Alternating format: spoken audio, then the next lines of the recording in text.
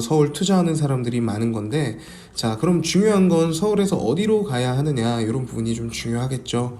이제 서울은 크게 강을 기준으로 남쪽, 북쪽으로 나뉘는데, 대체로 강남이 선호도가 훨씬 높고 많이 투자하는 것들이 강남 3구와 가까워서 이쪽을 많이 찾는 거거든요.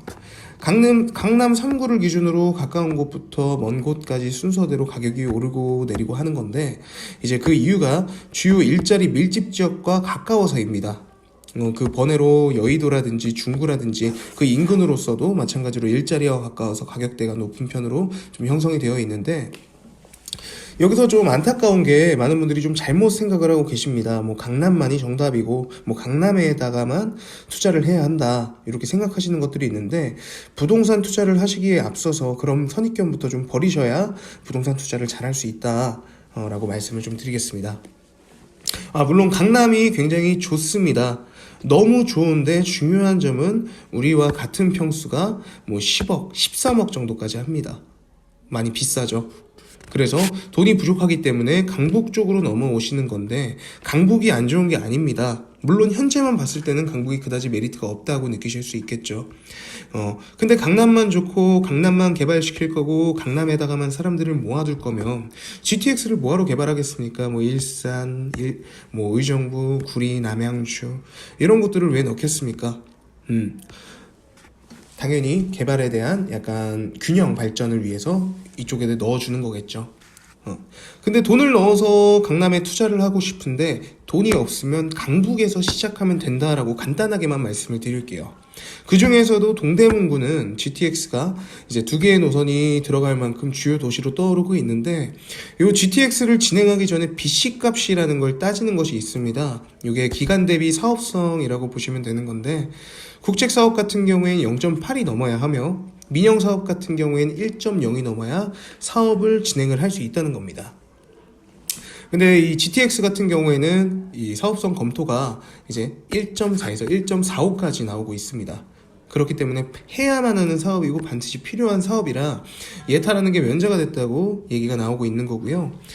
어쨌든 동대문구에 이 두 개의 노선이 집어넣은 이유가 BC값이 높아서고, 여기가 그만큼 중요한 개발지라는 뜻이라고 보시면 될 것 같습니다. 이 동대문구는 입지상으로 굉장히 좋은 점들이 있는데, 동북권에서 강남으로 넘어가기에 가장 좋은 지역이 동대문구라고 보시면 될 것 같습니다. 물론 이미 뭐 성수나 옥수 이런 지역들도 있지만 이쪽은 지금 너무 비싸고, 지금 동대문구로 개발을 시켜서 사람들을 서울 내에서도 분산을 시키고 집값을 잡을 예정이라 이렇게 대형 호재들을 넣어주면서 탈바꿈을 하려는 거죠.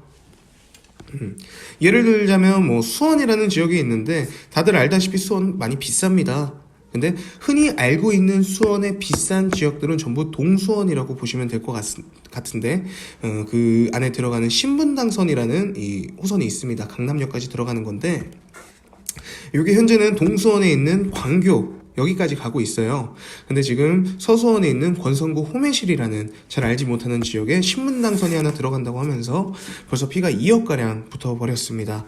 그 이유는 강남과의 접근성을 줄여주기 때문에 앞으로는 더 올라버릴 거다, 이런 의미로 해석을 하시면 될 것 같은데, 비슷한 느낌으로 이제 하남에 있는 미사도 마찬가지, 그쪽이 뜨게 된 이유가 잠실을 통해서 강남으로 가는 건데, 그 하나의 메리트로 떠버린 지역입니다.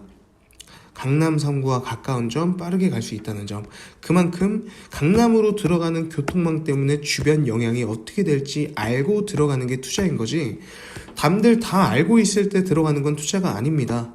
그땐 늦어버리겠죠. 설거지를 한다고 하는데, 그래서 동대문구 전체적으로 가격이 폭등하고 있는 이유가 지금 요런 이유입니다. 아파트도 신고가를 갱신했고 입주도 안 한 오피스텔이 벌써 피가 8천, 9천 붙어버리는 것이 뭐 그런 증거다라고 보시면 될 것 같습니다. 어쨌든 실질적으로 강남과 붙은 게 동대문구 혹은 광진구인데, 그래서 도시재생 사업을 하고 있는 거고 여기로 진행을 하는 겁니다. 그리고 이 안에서도 이 오피스텔은 왜 장안동으로 해야 하느냐, 이 장안동의 입지에 대해서 말씀을 드리면은 내부순환로라든지 아니면 동부간선도로라든지 이런 것들이 안고 있는 곳이 동대문구에 있는 장안동이다. 그리고 5호선 연계 노선을 통해서 강남과 가장 가까운 동대문구 안에 장안동이고, 이런 부분 때문에 이쪽으로 투자를 해야 하는 거지만, 추가적으로 말씀을 드리면 여기가 왜 비전이 있는가, 실제로 들어가 있는 게 구축 건물, 그 다음에 신축 건물 소수들, 이런 것들이 들어가 있는데, 이 근처에는 신축이 거진 없습니다. 이 토지라는 거는 절대로 늘어나거나 줄어들 수 없는 부피 부증성의 원칙이라는 게 있는데, 3년, 겸손하게 말씀드려서 3년 정도는 신축이 없을 겁니다. 현재 분양하고 있는 것들 외에는요. 그래서 경쟁 자체가 되질 않는데, 조금 더 길게 말씀드리면은 5년 내지 10년까지도 신축 자체가 공급이 많이 없을 겁니다. 왜냐면은 다 구축이고 빌라들이고 이런 것들인데, 거기를 보상조서 내보내고 토지 용도 바꿔버리고 법적인 규제를 풀어내버리고 높은 건물로 탈바꿈을 해야 하는데, 그 기간이 결코 짧지 않다, 그리고 쉽지 않다라고 좀 말씀을 드릴게요. 어쨌든 오피스텔 같이 연식을 따지는 아이템은 더더욱 이런 것들에 민감하게 반응을 하셔야 합니다. 주변 공급 상태라든지 주변이 얼마나 연식이 되어 있다는지. 거기에 이 물건 자체는 요즘 가장 많이 따지고 있는 주택수에 포함이 되느냐 안 되느냐가 있는데, 여기는 지금 업무용으로 나온 오피스텔입니다. 그래서 주택수에 포함이 되진 않고 인가 자체를 그렇게 받았기 때문에 그 자체만 가지고도 어마어마한 메리트라고 보셔야 합니다. 지금 가장 많이 뜨거운 키워드 중에 하나가 세금적인 부분이지 않습니까? 그래서 지금 주거용 오피스텔을 가져가신 분들은 좀 많이 난리가 나셨죠. 팔리지도 않고 주택수에 포함이 되는 이런 이유가 있기 때문에. 그 외적으로도 이제 말씀드릴 것들이 너무나 많은데, 이 장안동 옆에 있는 동부간선도로 라인을 2030 서울 생활권 계획으로 봤을 때 그 라인을 발전 촉진축이라고 부릅니다.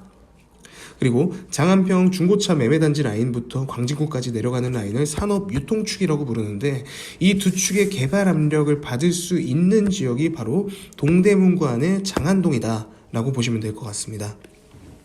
그래서 발전 촉진축을 따라서 동부간선도로 지하화 사업을 진행을 하는 것이고, 산업유통축을 따라서 장안평 중고차 매매단지를 새롭게 개편시키려고 하는 거다. 그리고 추가적으로 대한민국의 수건 사업인 GTX와 연계시키기 위해서 면목선 라인에 장안동이 끼어 있는 거다라고 보시면 될 것 같습니다.